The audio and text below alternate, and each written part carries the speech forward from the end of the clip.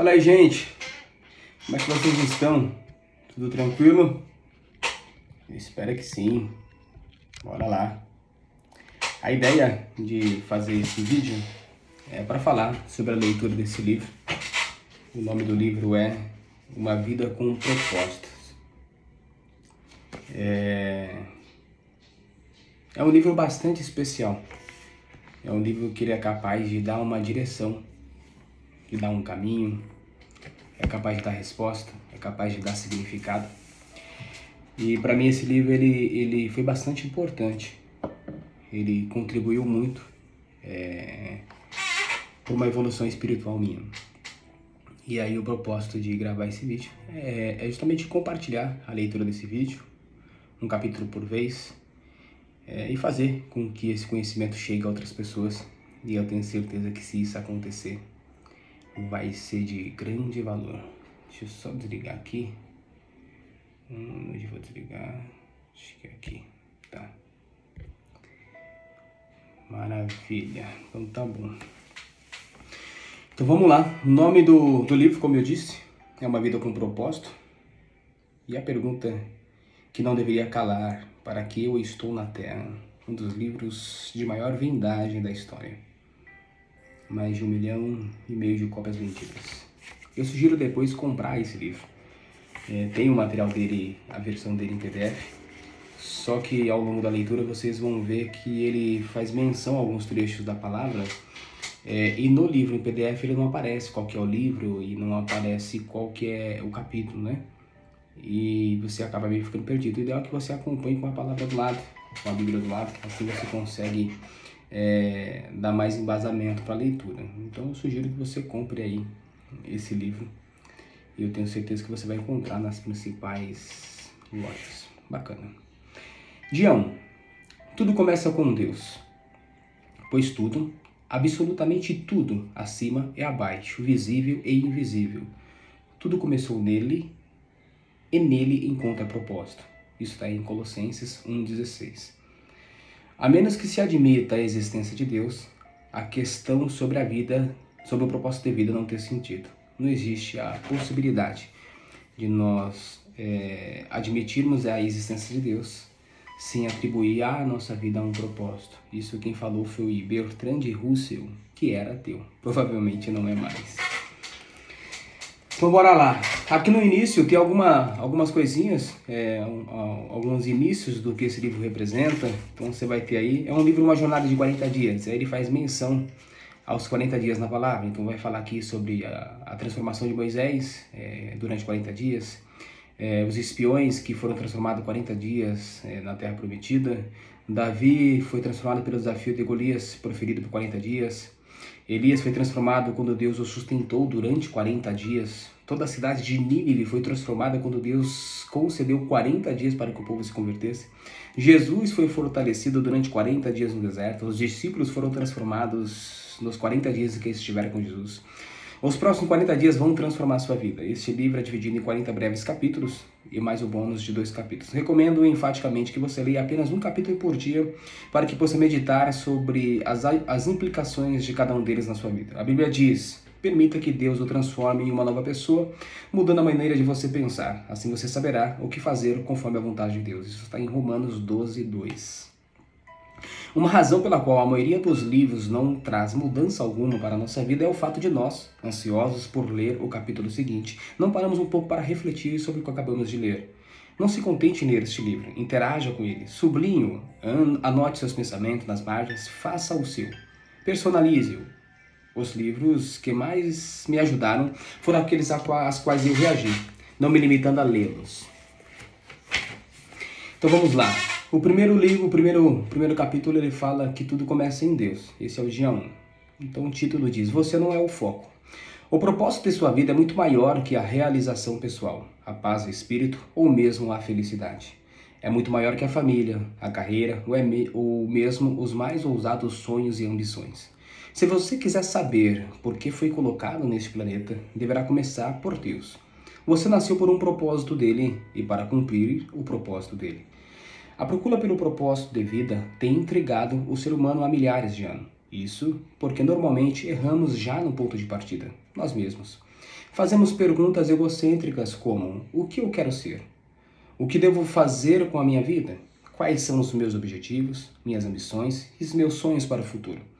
Concentrar tudo em nós mesmos, porém, jamais desvendará o propósito de nossa vida. A Bíblia diz: a vida de todas as criaturas está nas mãos de Deus. É Ele quem mantém todas as pessoas com vida. Isso está em Jó 12:10.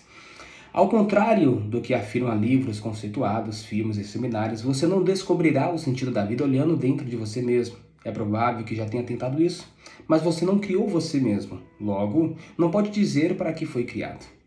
É muito curioso, né? Mais para frente vai ter um exemplo, eu já li esse exemplo algumas outras vezes. Na verdade está logo aqui, ó. Se eu lhe entregar uma invenção totalmente desconhecida, você não saberá para que serve, nem a própria invenção terá capacidade de lhe dizer. Somente o inventor ou o manual do fabricante poderiam atestar a sua utilidade. Certa vez fiquei perdido nas montanhas. Quando parei para perguntar como chegar ao acampamento, disseram-me: não existe acesso por aqui. Você precisa ir pelo outro lado da montanha. Da mesma forma, você não pode chegar ao propósito de sua vida concentrando-se em você mesmo. Deve começar com Deus, o seu Criador. Você só existe porque o Senhor deseja que você exista. Você foi feito por Deus e para Ele. E até que compreenda isso, a vida jamais fará sentido. Somente em Deus descobriremos nossa origem, nossa identidade, nosso significado, nosso propósito, nossa importância e nosso destino. Todos os outros caminhos levam a um beco sem saída.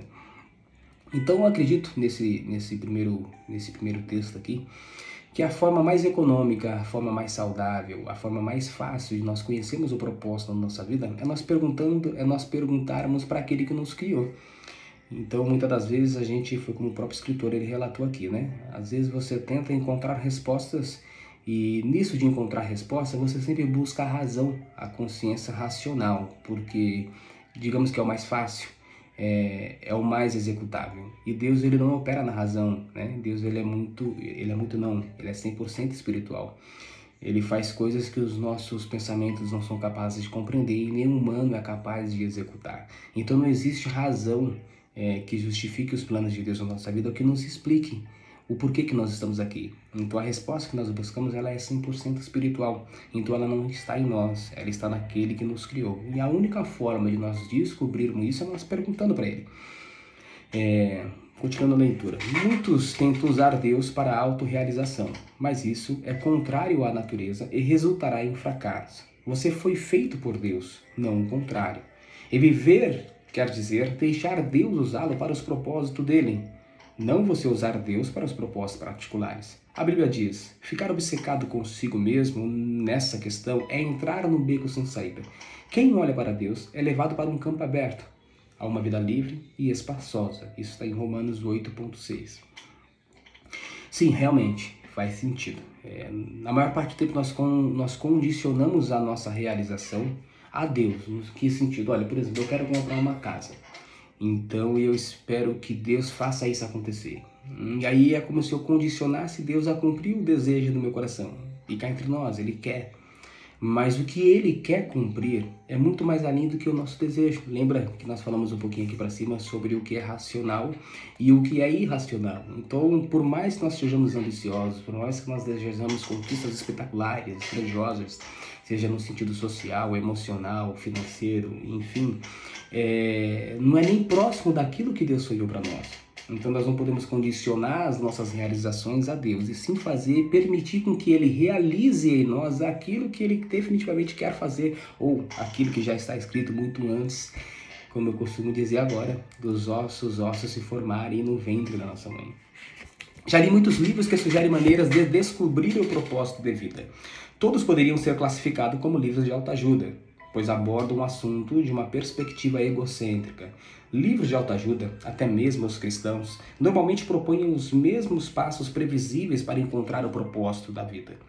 Eles dizem: dê importância aos seus sonhos, defina claramente seus valores, estabeleça metas, descubra suas habilidades, almeje grandes realizações, vá à luta, seja disciplinado, acredite em você mesmo, envolva as outras pessoas, não desista jamais. E sim, todas essas recomendações, elas levam a um resultado, elas levam a um êxito, né? É o que o escritor aqui diz. É lógico que essas recomendações frequentemente levam a grandes êxitos. Pode ser, em geral, ser bem sucedido a alcançar um alvo se houver concentração para o fim proposto. Mas ser bem sucedido e cumprir o propósito de vida são coisas absolutamente distintas. Você pode alcançar seus objetivos pessoais tornando-se um sucesso pelos padrões do mundo e ainda assim estar distante dos propósitos para os quais Deus o criou. Você precisa de algo mais que conselho de autoajuda. A Bíblia diz: a autoajuda não é ajuda de jeito nenhum. O autossacrifício é o caminho. O meu caminho para que vocês descubram a sua verdadeira identidade. Isso está em Mateus 16:25, verso 25. Essa receita, essa receita do sucesso que o escritor ele atribui a uma autoajuda, ela dá resultado.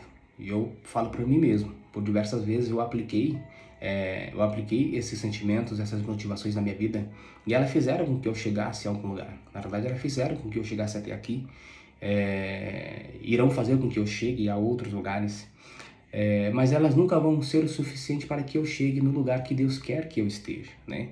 Então pode-se usar isso de que forma nós podemos usar isso no que diz respeito ao plano de Deus para a nossa vida. Nós fazemos o que está ao nosso alcance. E aí, a partir do momento que foge da nossa esfera de capacidade, o operar e o trabalho de Deus começa a acontecer na nossa vida. Então, ter esses sentimentos definidos é importante para que a gente já alcance os objetivos curtos, a médio prazo ou até mesmo a longo prazo, mas eles não são suficientes para nós encontrarmos o real propósito de Deus na nossa vida, e isso é o que realmente conta. Quando nós estamos falando, não é um livro de autoajuda, não ensina a achar a carreira correta, a realizar sonhos ou a planejar a vida, não ensina a encaixar mais atividades em uma agenda lotada, na verdade, ensina a fazer menos na vida, concentrando-se no que mais importa. Ele vai ajudá-lo a se tornar o que Deus pretendia fazer de você ao criá-lo. Então, como descobrir o propósito para o qual você foi criado? Você só tem duas opções. A primeira é a especulação. A preferida pela maioria das pessoas. Eles conjecturam, supõem, teorizam, quando dizem: sempre pensei que a vida fosse isso, porém querem dizer: este é o melhor palpite que posso dar. Há milhares de anos, filósofos brilhantes discutem e ponderam sobre o significado da vida. A filosofia é uma área importante do conhecimento e tem a sua utilidade, mas quando tenta determinar o propósito da vida, mesmo o mais sábio dos filósofos estão apenas fazendo suposições. E o porquê isso? Porque o propósito de vida ele é de 100% individual. Então pode ser que um filósofo, depois de muito estudar, ou qualquer pessoa depois de muito estudar, depois de muito se aplicar, ele consegue encontrar o propósito da vida dele. Mas isso não é sobre eu, é sobre ele. Ele encontrou o propósito dele. E a única forma de eu encontrar o meu é eu pesquisando, é eu procurando na mesma proporção, na mesma intensidade. Enfim. Vai ter algumas frases em inglês aqui, alguns nomes em inglês que eu vou falhar um pouquinho, mas eu prometo que aí ao longo da leitura eu vou começar a me aperfeiçoar. Mas vamos lá, o Dr. Hugh Moorhead, professor de filosofia na Northeast Illinois Universidade, escreveu certa vez para 250 dos mais conhecidos filósofos, cientistas, escritores e intelectuais do mundo, perguntando qual o sentido da vida. Tempos depois, publicou as respostas em um livro. Alguns deram seus melhores palpites, outros admitiram ter apenas inventado um propósito para a vida. Outros ainda, acho que pioram. Não sei, acho que agora eu me equivoquei. Mas talvez pior que não encontrar o propósito é você inventar o propósito, né? Porque se você não encontrou, isso não quer dizer que você não estava procurando. Agora, você inventar um propósito decididamente é viver uma mentira, né? Então, acredito que o procurar ele é o mais efetivo, é o mais assertivo do que viver aquilo pelo qual você decididamente não deveria viver ou viver uma mentira. Na verdade, vários intelectuais de renome pediram ao professor Moorhead que eles respondesse caso descobrisse o propósito da vida. Felizmente, há uma alternativa à especulação sobre o significado e propósito da vida. Trata-se da revelação. Podemos recorrer ao que Deus revelou sobre a vida em sua palavra. O modo mais fácil de descobrir o propósito de uma invenção é perguntando ao inventor. Descobrir o propósito da sua vida funciona da mesma maneira. Pergunte a Deus. O Senhor não nos deixou às cegas para ficarmos nos questionando e conjecturando. Ele claramente revela nas páginas da Bíblia os 5 propósitos que tem para a nossa vida. É o nosso manual de proprietário, que explica por que estamos vivos, como a vida funciona, o que evitar, o que esperar do futuro. Ele explica o que nenhum livro de autoajuda ou de filosofia pode saber. A Bíblia diz: a sabedoria de Deus é algo misterioso que encerra a profundidade de seus propósitos. Nada tem de vaga e superficial. Ela não é uma nova mensagem, é a mais antiga. O que Deus determinou como forma de produzir o melhor dele em nós, muito antes que entrássemos em cena. Ela não é nova, ela não é uma nova mensagem, é a mais antiga, é a mais antiga. É o que Deus determinou como forma de produzir o melhor dele em nós, muito antes que entrássemos em cena. 1 Coríntios 2,7. Uou, isso é forte. Ela não é uma nova mensagem, é a mais antiga.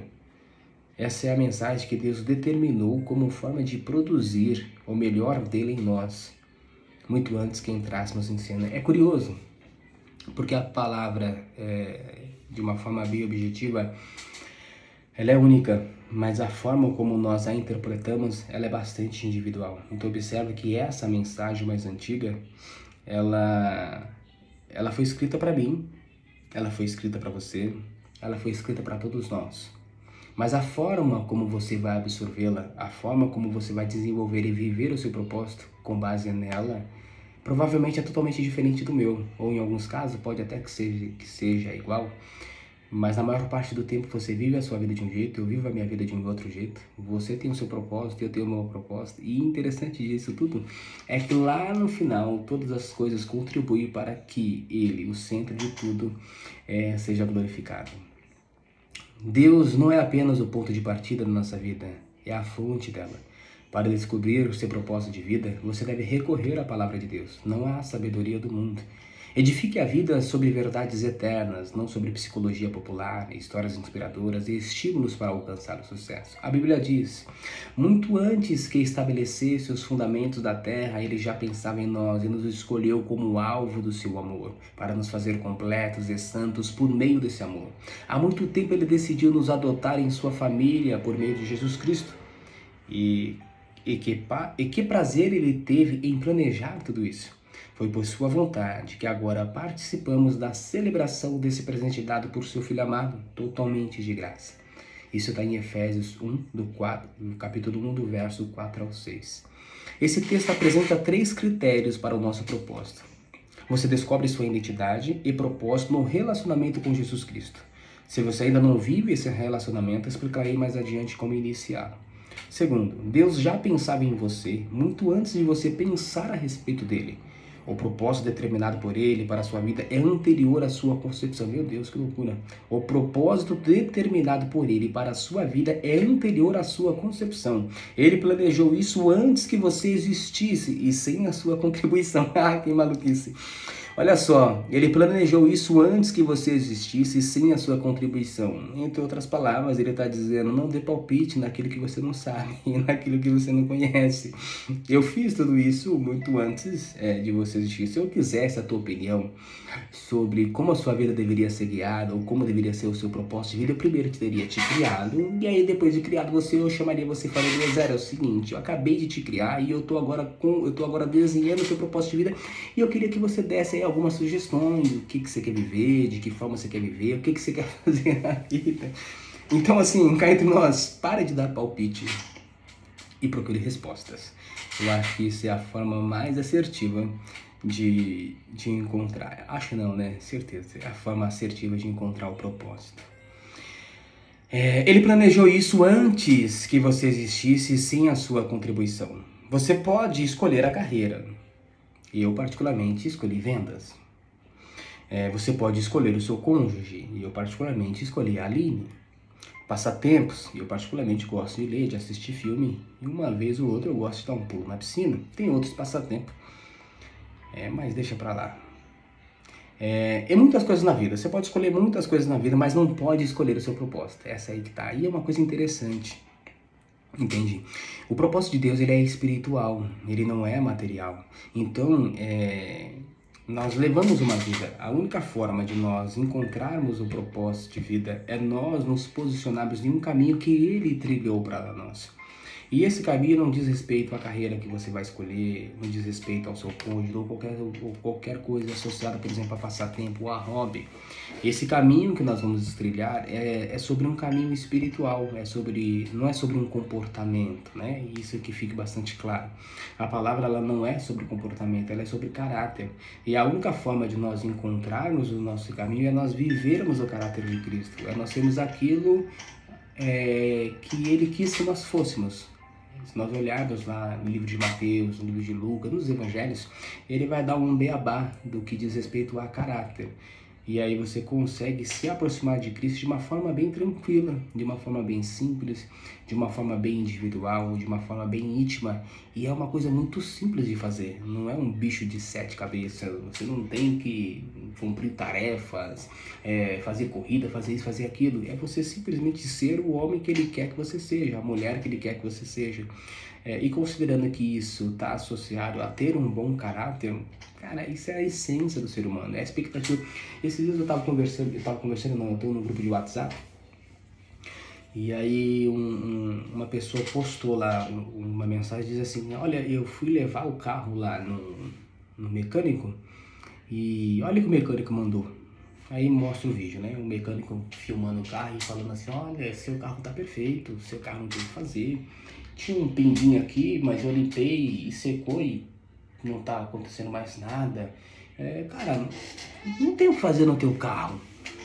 E o curioso é que as pessoas louvaram esse posicionamento da pessoa. E aí falando assim, olha, recomenda ele, olha só, que mecânico honesto, é assim que tem que ser, que não sei o que, divulga ele na internet, faz isso, faz isso, faz isso, como se o que ele tivesse feito fosse um grande feito.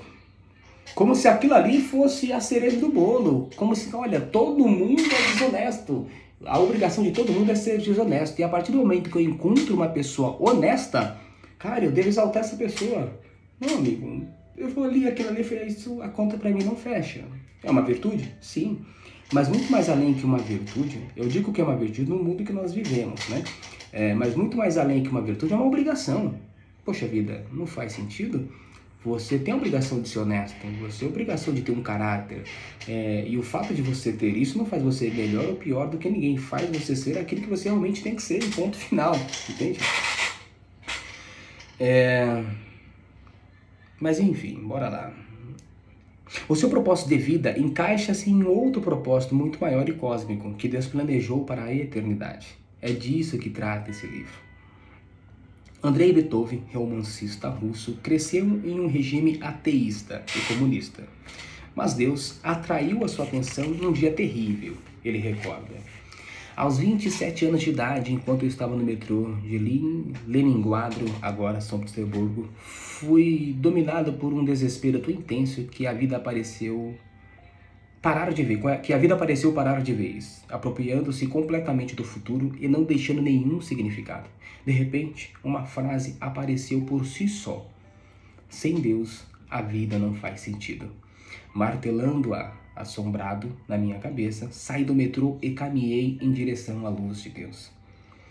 Você deve ter se sentido perdido a respeito de seu propósito na vida. Parabéns, você está prestes a caminhar para a luz. E aí no livro, toda vez que terminar um capítulo, esse já acabou de terminar, toda vez que terminar um capítulo, você vai ter um pensamento, que é um tema para refletir, e aí você vai ter um verso para você memorizar.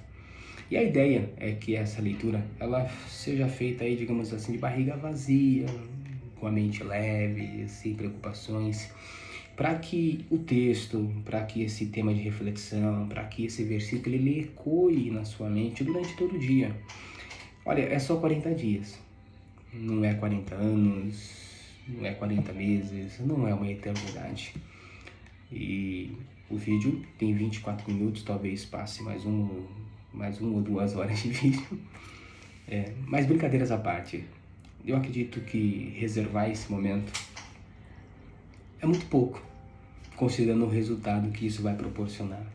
Então procure no início do dia assistir ou ler da forma como você preferir. Eu me dispus a gravar porque eu acho que dá mais resultado.